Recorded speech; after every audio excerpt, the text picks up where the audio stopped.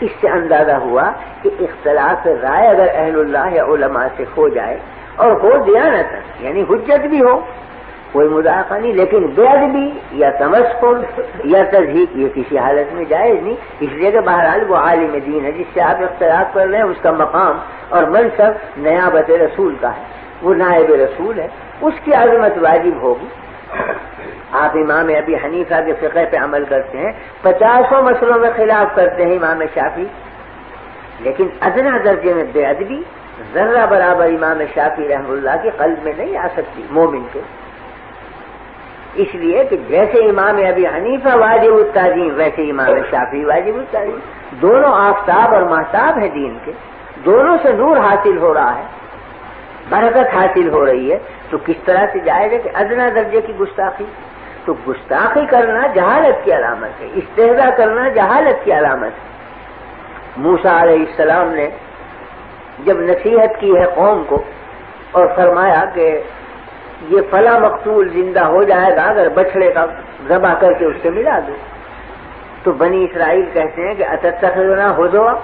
کیا آپ مذاق کر رہے ہیں، زندگی کر رہے ہیں ہمارے ساتھ، کہاں بچڑا، کہاں اس کا ذبیحہ، کہاں مقتول کی لاش کو ملانے سے زندہ ہو جانا، کیا تعلق بچڑے کو اور زندگی کی؟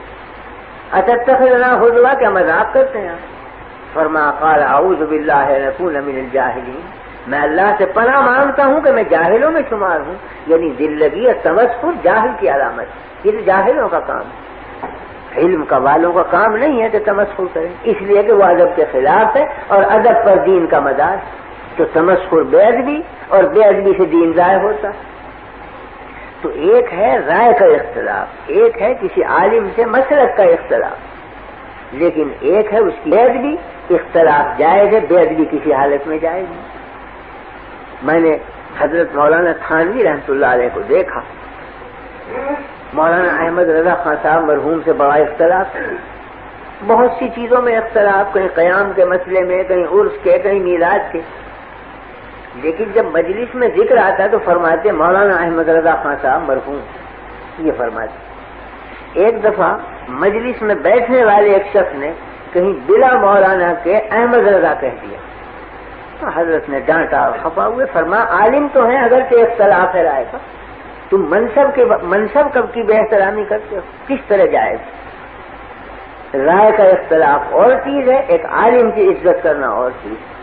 تو بہرحال وہ حجت سے اختلاف کر رہے ہیں، یہ الگ چیز ہے کہ ہم اس کو خطا سمجھتے ہیں،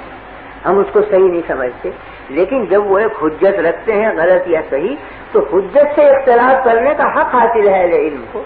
اس کو توہین کا کیا مطلب، بے ادبی کا کیا مطلب؟ یہ برا سمجھا کہ لفظ مولانا نہ لگایا اس نے،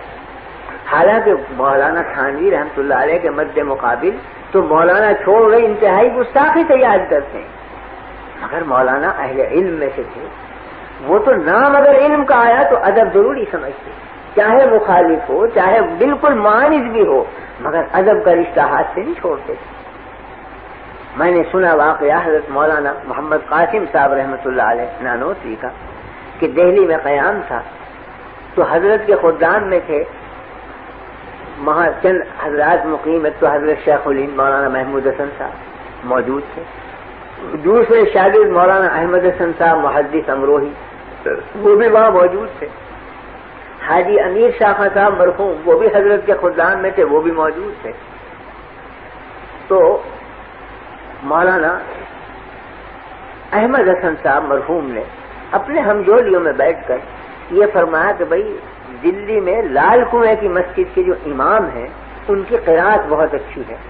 تو چلو کل صبح کی نماز ان کے پیچھے پڑھیں گے، قرآن شریف بہت اچھا پڑھیں۔ تو شیخ الہند رحمۃ اللہ علیہ نے غصے میں فرمایا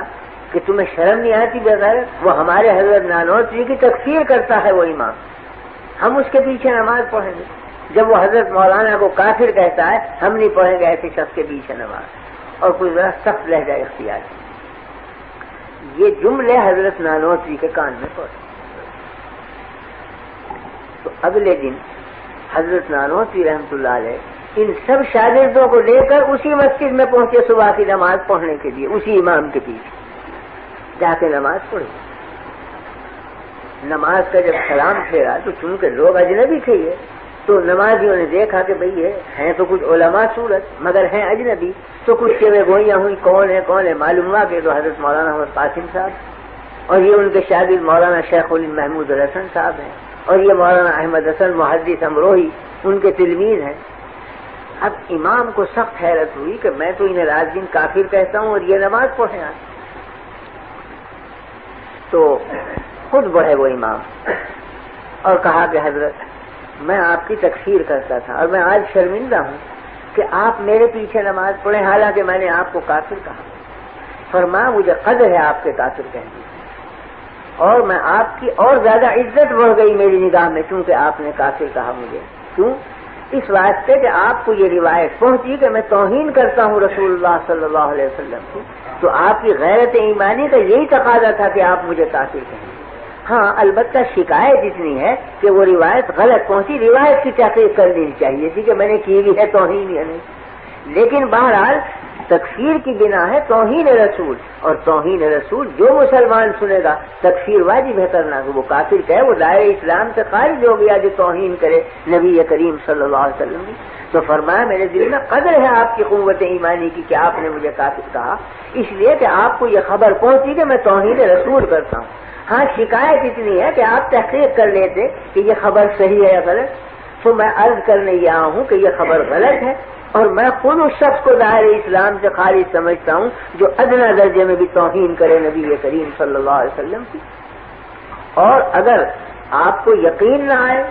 اور آپ سمجھتے ہیں میں کافر ہوں، میں اب آپ کے ہاتھ پر اسلام قبول کرتا ہوں، اشہد ان لا الہ الا اللہ و اشہد ان محمد رسول اللہ۔ وہ امام قدموں میں گرا، بچھا جاتا ہے بیچارہ۔ تو بات صرف یہی تھی کہ ان حضرات کے دلوں میں تواضع للہ اور ادب مع اللہ اس درجہ بڑھا ہوا تھا کہ نفسانیت کا جیسے شائبہ نہ رہا ہو اور حقیقت کو سمجھتے